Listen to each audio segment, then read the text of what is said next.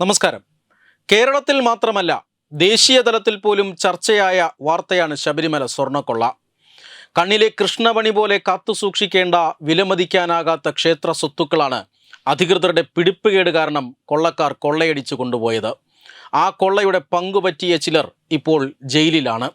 വർഷങ്ങളുടെ ഗൂഢാലോചനയും തയ്യാറെടുപ്പുകളുമാണ് ശബരിമലയിൽ സ്വർണം അടിച്ചുമാറ്റാൻ കൊള്ളക്കാർ നടത്തിയത്. ഇതിൻ്റെ എല്ലാം മാസ്റ്റർ മൈൻഡ് ആരാണ്? ഇവർക്ക് സഹായം ചെയ്തു കൊടുത്ത കാവൽക്കാർ ആരാണ്? കൊള്ളയടിച്ചു കൊണ്ടുപോയ സ്വർണവും പഞ്ചലോഹ വിഗ്രഹവും മറ്റമൂല്യ വസ്തുക്കളും എവിടെയാണ്? ഹൈക്കോടതിയുടെ നേതൃത്വത്തിൽ അന്വേഷണം നടക്കുകയാണ് എന്ന് പറയുന്നുണ്ടെങ്കിലും ഈ ചോദ്യങ്ങൾക്ക് ഉത്തരം എന്ന് ലഭിക്കും എന്നാർക്കും അറിയില്ല. കൊള്ളയടിക്കപ്പെട്ട സ്വത്തുക്കൾ ഹിന്ദു ഇനി മറക്കണമെന്നാണോ? ഉണ്ണികൃഷ്ണൻ പോറ്റിയെ പോലെയുള്ള ആളുകളെ സന്നിധാനത്തേക്ക് കയറ്റി സർവ്വ സ്വാതന്ത്ര്യവും നൽകുക എന്ന സുരക്ഷാ വീഴ്ചയാണ് ശബരിമലയിൽ സംഭവിച്ചത് എന്നൊറ്റ വാക്കിൽ പറയാം.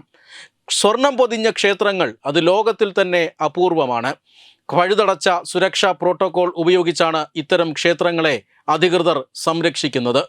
എന്നാൽ ഇക്കൂട്ടത്തിൽ ഏറ്റവും അവഗണിക്കപ്പെടുന്ന ക്ഷേത്രമാണ് ശബരിമല. ഇവിടെ സുരക്ഷയുമില്ല, പ്രോട്ടോക്കോളുമില്ല. ആർക്കും എന്തും കൊള്ളയടിക്കാം. സ്വർണ്ണക്കൊള്ള പുറത്തു വന്ന ശേഷമെങ്കിലും അത്തരമൊരു സംരക്ഷണ കവചം ശബരിമലയിൽ വരുമെന്ന് നിങ്ങൾ കരുതുന്നുണ്ടോ? എങ്കിൽ നിങ്ങൾക്ക് തെറ്റി. ശബരിമലയെ തകർക്കാനുള്ള ഗൂഢാലോചന തുടരുകയാണ്. ഈ കഴിഞ്ഞ മകരവിളക്ക് ദിവസം തത്വമയി വാർത്താ സംഘം സന്നിധാനത്ത് കണ്ട കാഴ്ചയാണിത്. മകരവിളക്ക് ദിവസം കർശനമായ നിയന്ത്രണങ്ങളാണ് ശബരിമലയിൽ.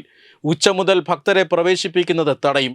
സന്നിധാനത്ത് പ്രധാനപ്പെട്ട അധികാരികളും ക്ഷണിക്കപ്പെട്ട അതിഥികളും മാധ്യമപ്രവർത്തകരും മാത്രം.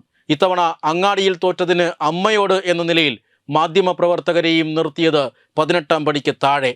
അപ്പർ തിരുമുറ്റത്ത് കൊടിമരത്തിൻ്റെ വലതുവശത്ത് ഒരു രാജാവിനെ പോലെ നിൽക്കുന്ന ഇയാളെ മാന്യപ്രേക്ഷകരിൽ ചിലർക്കെങ്കിലും മനസ്സിലായിട്ടുണ്ടാകും. വ്ളോഗർ മുകേഷ് നായർ. മദ്യപാനവും പെണ്ണുപിടിയും അടക്കമുള്ള തൻ്റെ ആഭാസ ജീവിതം നാട്ടുകാരെ മുഴുവൻ കാണിക്കുന്ന കണ്ടന്റുകളാണ് ഇയാൾ സമൂഹ മാധ്യമങ്ങളിലൂടെ പ്രചരിപ്പിക്കുന്നത്. അതുപോട്ടെ, ഒരാൾ എങ്ങനെ ജീവിക്കണമെന്ന് അയാളാണല്ലോ തീരുമാനിക്കുന്നത്. പക്ഷേ 16-കാരിയായ ഒരു പെൺകുട്ടിയെ റീൽ ചിത്രീകരണത്തിനെന്ന് പറഞ്ഞ് വിളിച്ചു വരുത്തി മാന്യതയില്ലാതെ ദേഹത്ത് സ്പർശിക്കുകയും പീഡിപ്പിക്കാൻ ശ്രമിക്കുകയും ചെയ്ത പോക്സോ കേസിലെ പ്രതിയാണ് ഇയാൾ. പെൺകുട്ടിയെ റിസോർട്ടിൽ എത്തിച്ച് പീഡിപ്പിക്കാൻ ശ്രമിച്ചുവെന്ന് മാത്രമല്ല, അർദ്ധനഗ്നയായിട്ടുള്ള വീഡിയോ ചിത്രീകരണത്തിന് നിർബന്ധിച്ചുവെന്നും രക്ഷിതാക്കൾ നൽകിയ പരാതിയിൽ പറയുന്നു.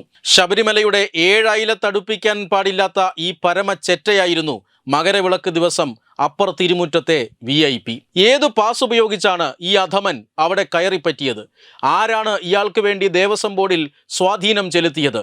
ആരാണ് ഇയാളിൽ നിന്നും ലക്ഷങ്ങൾ ഈ പ്രവേശനത്തിന് വേണ്ടി എണ്ണി വാങ്ങിയത്? ഉത്തരം പറയേണ്ടത് ദേവസ്വം മന്ത്രിയും പ്രസിഡന്റും ബോർഡുമൊക്കെയാണ്. ശബരിമലയുടെ കീർത്തി ലോകമെമ്പാടുമുള്ള ഭക്തരിലേക്ക് എത്തിക്കുന്ന മുതിർന്ന മാധ്യമപ്രവർത്തകരും ക്യാമറാമാൻമാരും എല്ലാം ഇത്തവണ 18-ാം പടിക്ക് താഴെയായിരുന്നു. സാധാരണക്കാരായ 10,000-കണക്കിന് ഭക്തർ പുറത്ത് പുഴുക്കളെപ്പോലെ ഒരു നിമിഷത്തെ ദർശനത്തിനായി യാതന അനുഭവിക്കുന്ന സമയം. ദിലീപിൻ്റെ ശബരിമല ദർശനത്തെ പോലും വിവാദമാക്കിയവർ ഈ ആഭാസനെ VIP കസേരയിൽ ഇരുത്തിയതിലൂടെ നൽകുന്ന സന്ദേശം എന്താണ്?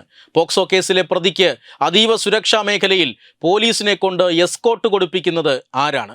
ഞങ്ങൾക്ക് വേണ്ടത് ഈ ഒളിഞ്ഞിരിക്കുന്ന പ്രമുഖനെയാണ്.